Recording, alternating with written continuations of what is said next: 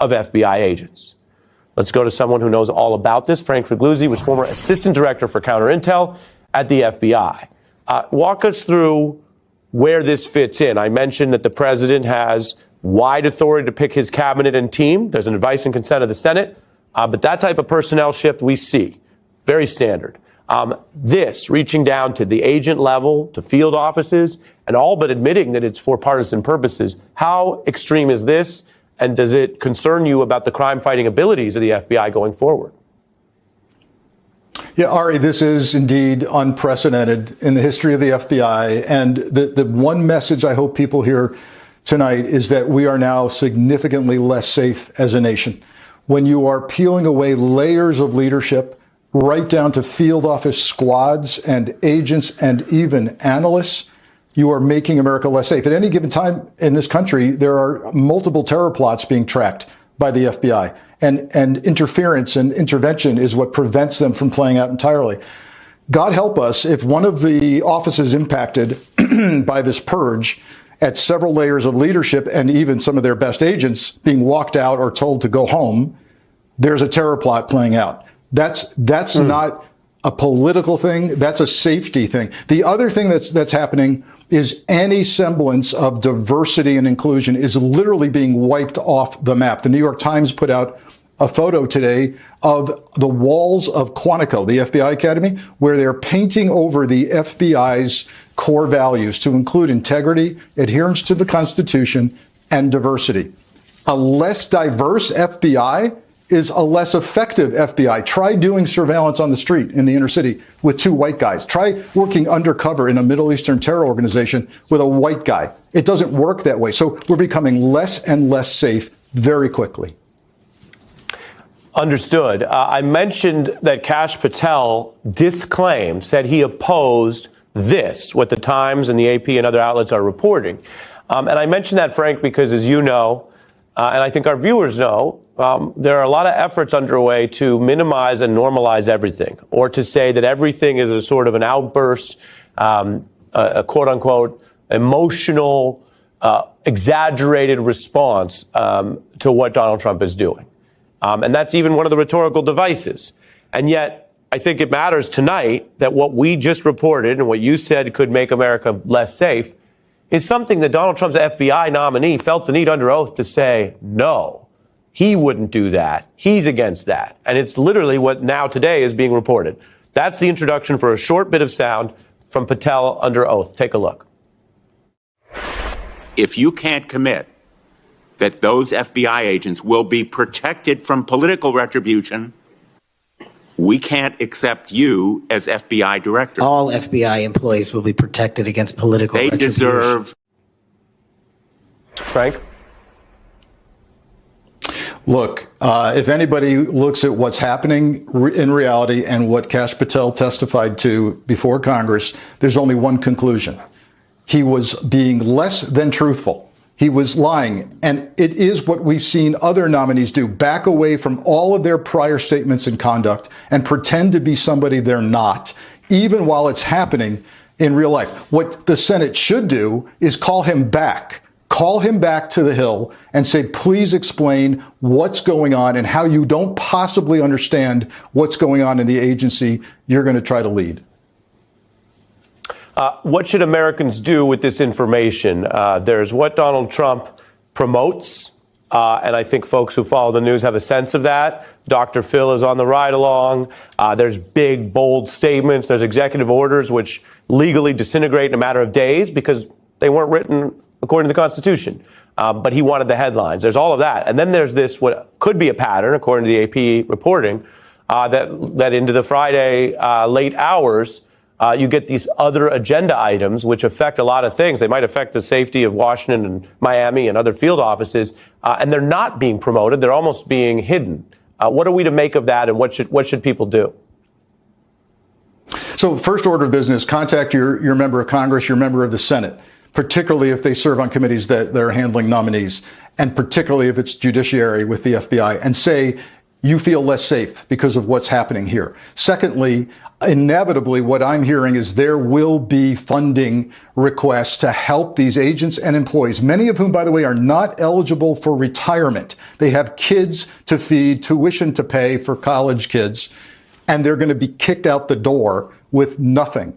And they're going to need to fight this in court. By the way, most of this is highly illegal. Summary dismissals without gross misconduct are illegal, but it could take a year or two for these to work their way through the courts. They're going to need help with legal funding. And since you said it, let me let you explain that. So this could be an unlawful firing. It's not that it's some new crime, but that if they break the statute and the protections, it's unlawful. And yet one of the problems we're seeing, and testing or pushing is what exposes this, you're reminding folks that has to then be pursued in the federal court process, and can take a long time for an agent or anyone to get any remedy for that.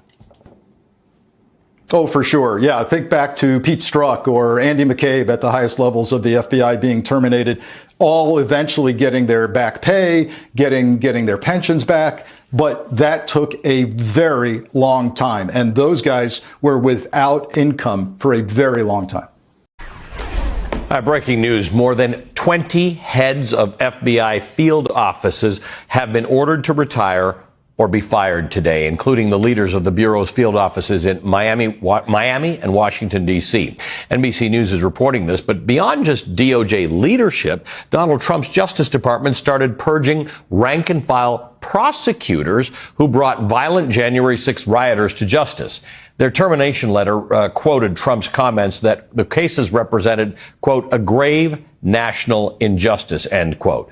At least 174 of the nearly 1,600 rioters whose cases or sentences Trump terminated had been charged with assaulting police with dangerous weapons. The acting Deputy Attorney General, Emil Bovee, who served as Trump's personal criminal defense attorney, sent a memo to Justice Department leaders ordering the purge of January 6 prosecutors, revealing that the former president, Biden, gave these prosecutors permanent status following Trump's election. In his memo, Bovee called their employment subversive for federal prosecutors. The FBI Agents Association disagreed, denouncing the purge as outrageous, writing, quote, if true, these outrageous actions by acting officials are fundamentally at odds with the law enforcement objectives outlined by President Trump and his support for FBI agents. Dismissing potentially hundreds of agents would severely weaken the Bureau's ability to protect the country from national security and criminal threats, and will ultimately risk setting up the Bureau and its new leadership for failure, end quote. Now, Trump's FBI pick, Kash Patel, gave this shocking answer yesterday in his Senate confirmation hearings. He thinks the FBI ultimately reports to Trump. Who does the director of the FBI work for, Mr. Patel? Senator, thank you for that question. The immediate report for the director of the FBI is into the Office of the Deputy Attorney General. Then that report is taken into the Office of the Attorney General and ultimately the White House and the chain of command there. So the FBI works for the White House? No, the FBI is a member of the Department of Justice and has been the long-standing application. And who does the Department of Justice work for? They're in the executive branch, as all members do at the White House. Attorney General Bondi gave a different answer when I asked her the same question, that they work for the Constitution and the American people.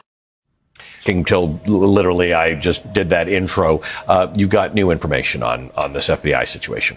Yeah, there's a memo that was sent out by the acting director of the FBI. This is just a career person who really doesn't have much power. But essentially, the Justice Department, Emil Bovee, the acting deputy attorney general, has asked for a list of every single FBI agent in the country who worked on a January 6th prosecution. And the acting head of the FBI sent this, across the workforce, but said that he understood this would mean thousands of FBI personnel who've worked on these because it was the largest investigation in American history. So these FBI agents are not self-assigning, just in the way that you and I as journalists are not self-assigning, right? Yes. We get assignments from other people. It's not really on an FBI agent to say, not taking that case.